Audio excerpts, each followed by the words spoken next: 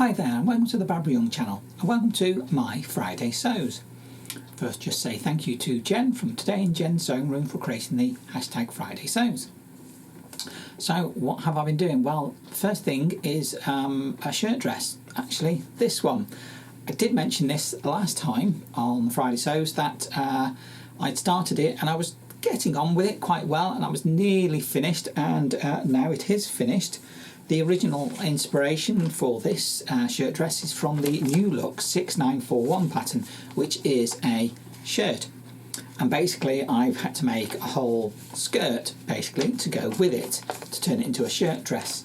But I have finally now done it and it's done. So let's have a quick look at what I'm wearing and show you the details. So the shirt dress was actually not that bad to make. It took me longer than I was expecting because basically I had to make this skirt up. I didn't have any pattern for it, so I had to work that out. I think I said last time in my last Friday Sews that if I make this again, which I do intend to, I will probably do a make video to show you what I actually did so you can understand how it's come together. But anyway, shirt dress, what I've got is the shirt part from the New Look pattern to here, and then I brought the waist up quite a bit, right up pretty much to my natural waist, so it sits quite well. When I did the first mock-up it was actually really long and just didn't sit right at all, so I'd shortened it quite a bit and brought it up to here, and then basically panelled the sections. So I've got two pieces per front section that go into also creating this pleats. So I've got two pleats on the front. I've got two pleats on the back as well to give it that nice shaping. And yeah, I think it's come out really nice. Oddly enough, I did pink stitching and these sort of pinky purpley buttons because they were actually the best match for this. I do apologise for the sleeve. This is just a sort of long sleeved, quite a long tee as it were, that's just as a layering piece because it is the winter and it is quite cold, and this has only got short sleeved on it. So yeah, and I wanted short sleeves on it. I thought it wanted to be sort of summery, but yeah, there we go. Came together quite well in the end. Did take a little bit of work, but it got there and I'm really happy with it. It's got pockets as well, you know. I've got something in my pocket. What would you keep in your pocket? Well, you know, I use tissue. What else would you keep in your pocket? That's what you hand to people, isn't it, when they ask? I use tissue, but never mind. But yeah, quite really nice and really happy with the way it sits on me. So there we go.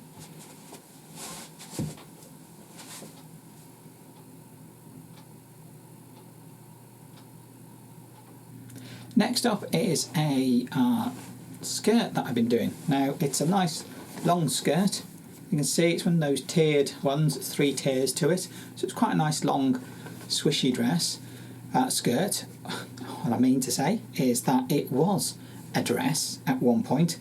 It was some clothes that a friend had given me. She didn't want them anymore, said do what you like with them. So I thought, yeah, okay, I'll take this apart and see what I can do with it.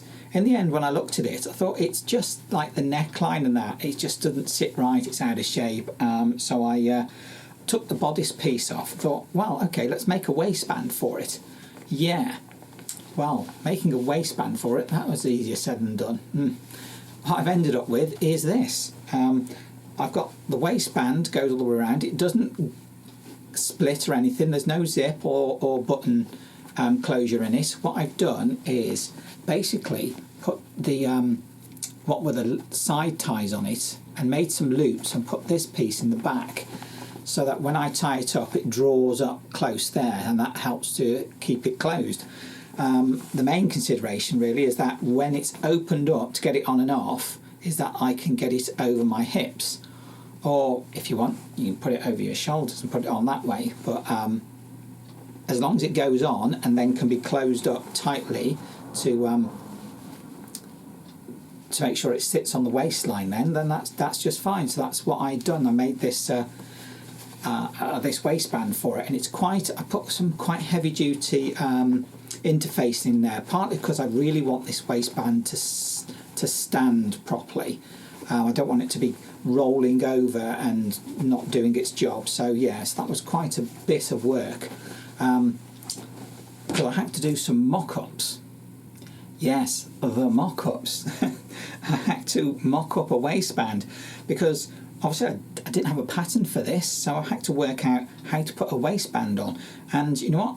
It's not as easy as it looks. You know, you just take the pattern out normally and you cut out and copy the pattern and off you go. But when you don't have one, it's amazing how difficult it is to work out how it should sit. So my first one was this. Again, like I said, I put loops in for that centre section. Didn't seem to sit quite right on the edges. So second one, I changed the way that the angle sat on these edge pieces. It's got more of a flares out to get the shaping right on the top of the waistband. Again, put some loops in for this centre section, and that led me to my final one, which is this one, which actually seems to be quite fine. It seems to work well. I didn't put any loops in because I knew that's where they were going to go, but the shaping and the sizing's right, and I knew that would then fit onto the skirt to create that nice waistband. Yeah, I'll just put a few pictures in, or a couple of pictures in, showing the dress, and so you can see what it's like when I've got it on.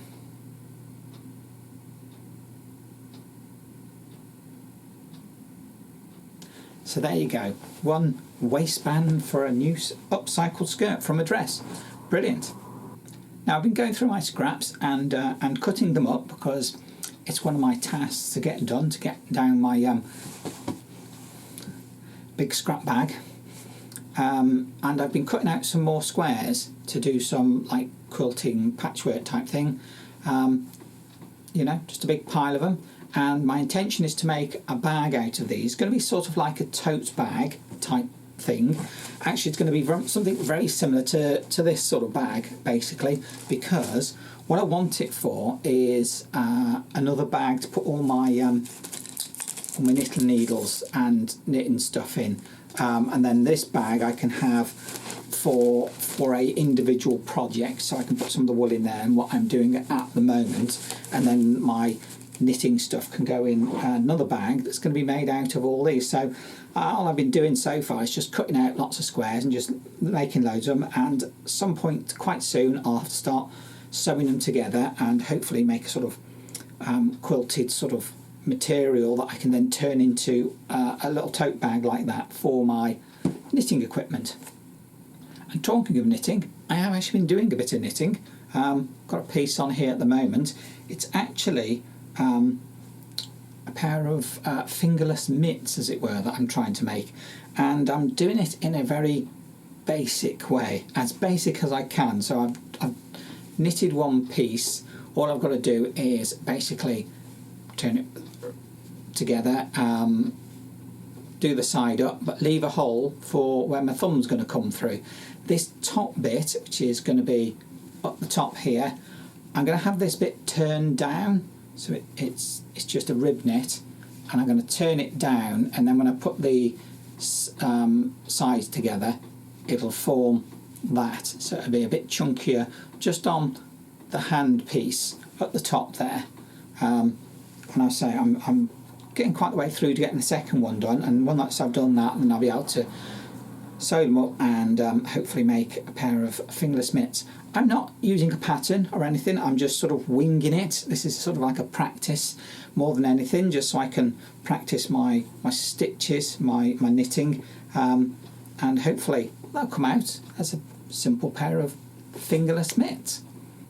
Well, that's all I've been making and been up to just recently. Life-wise, nothing really to talk about. I don't have a really wild and exciting or interesting life. I just plod on with me knitting and sewing. Really, that's what I do mainly. You know, you have to sort of go out and do other stuff, but beyond that, that's it really. So there you go. Bit of knitting, bit of sewing. Ready to carry on with some more sewing and knitting, I suppose.